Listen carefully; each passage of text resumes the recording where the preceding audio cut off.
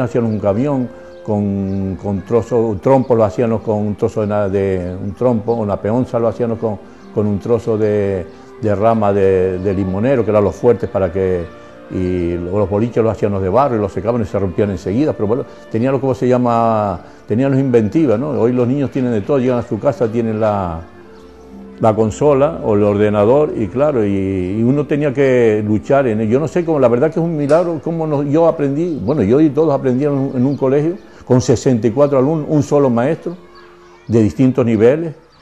Ahora voy a contar una anécdota que pasaba, cuando llegó la famosa, como nosotros no tuvimos aquí el plan Marshall, llegó la leche en polvo y el queso americano. La leche en polvo y una cocina de esas de petróleo, como la que se encuentra aquí en el Museo Raya. El maestro, me acuerdo que había que llevar el azúcar de su casa y el vaso.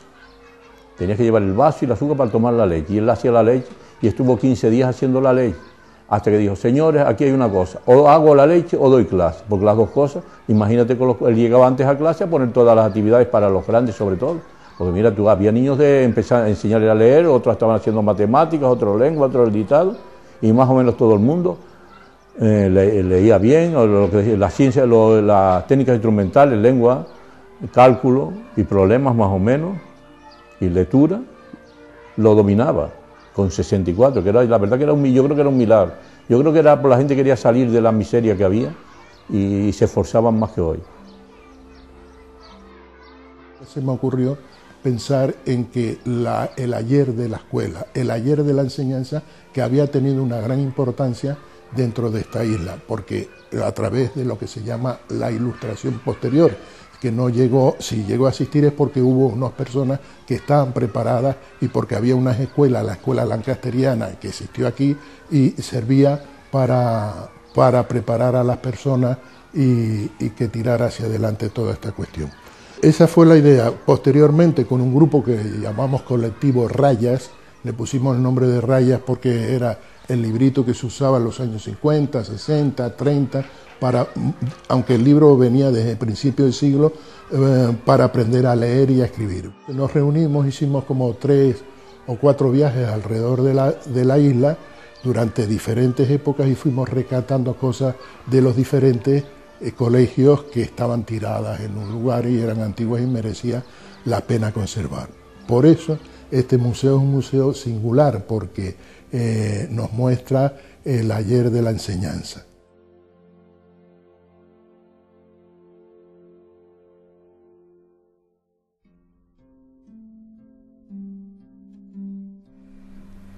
Es inenarrable la noche previa al primer día de clase en Eusebio Barreto Lorenzo.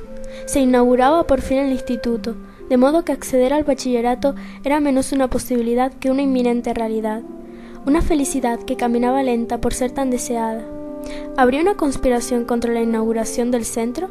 ¿Otra vez un volcán? ¿Qué ignorancia involucrar a la naturaleza? ¿Las autoridades? ¿Impediría la estricta burocracia la apertura? Sin sueño. Los ojos despiertos, invisibles arenillas en los párpados, ni baños de llantén ni infusiones de manzanilla. Era imposible dormir. Cantaron los gallos. Todavía oigo sus gorjeos, algo lejanos, pero juro que me sobresalto. Siempre que un gallo canta, la memoria retrocede y es de madrugada, y es necesario coger nada puntual. Por cierto, la guagua a las 6 de la mañana, o las 6:30. De hecho, había que estar en la parada de la ermita a las 5 en punto de la mañana para asistir al primer día de clase. Del recreo en el patio de los Laureles me viene a la memoria que no estaban los laureles, pero se presentían. No podrían haber sido de otro suelo.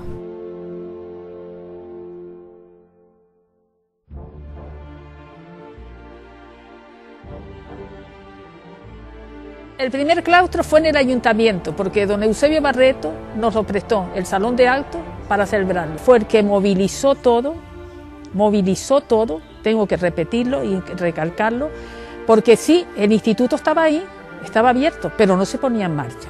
Y él juntó Roma con Santiago para que el instituto se abriera. Nos prestó las sillas, que eran sillas de tijera. Pues venir a la isla de La Palma supuso para mí, a nivel personal, conocer un lugar que en aquel tiempo quedaba lejísimos, que no es como ahora que los medios de comunicación facilitan el poder acercarte aquí con facilidad, pero en aquel tiempo pues era un viaje en barco y se me presentó la oportunidad de conocer un sitio nuevo. La apertura de este centro fue un cambio radical, pues empezando que yo trabajaba en Las Monjas y aquí el sueldo de aquí era 12.000 pesetas y 3.000 abajo. Yo ganaba menos que los que estaban en dedicación exclusiva. Y esto para la comunidad de la comarca pues también fue un cambio radical, porque aquí llegaron a entrar ese año 1.000 alumnos.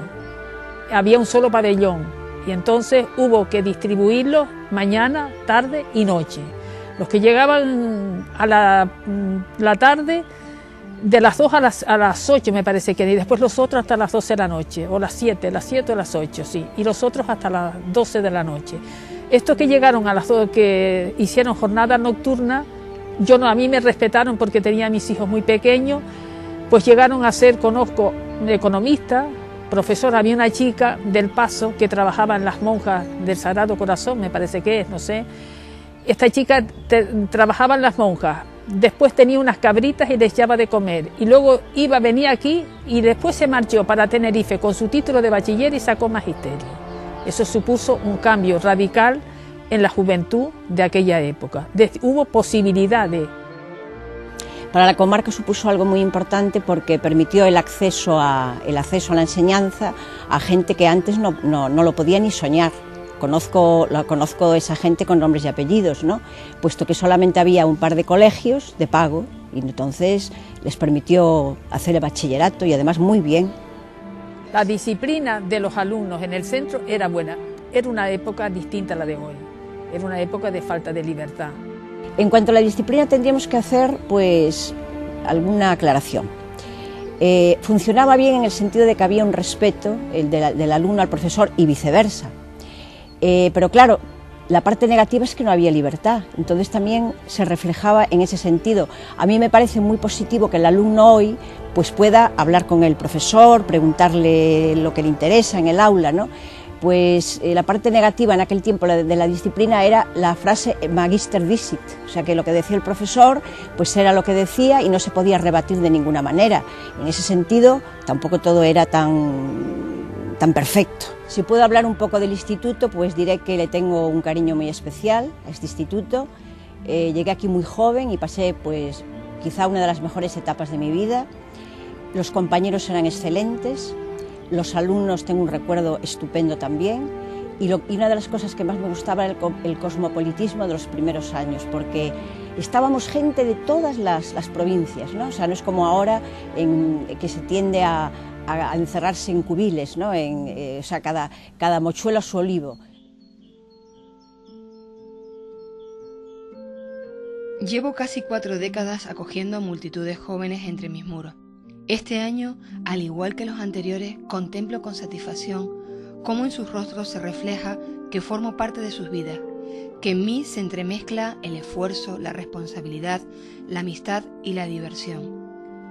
Guardo con celo las historias, los sueños, las confidencias, las ilusiones con las que día a día les he visto crecer y madurar, hasta el instante en que se van, casi sin mirarme. Este es mi sino y a la vez mi satisfacción, verlos marchar preparados en busca del futuro que ya llegó.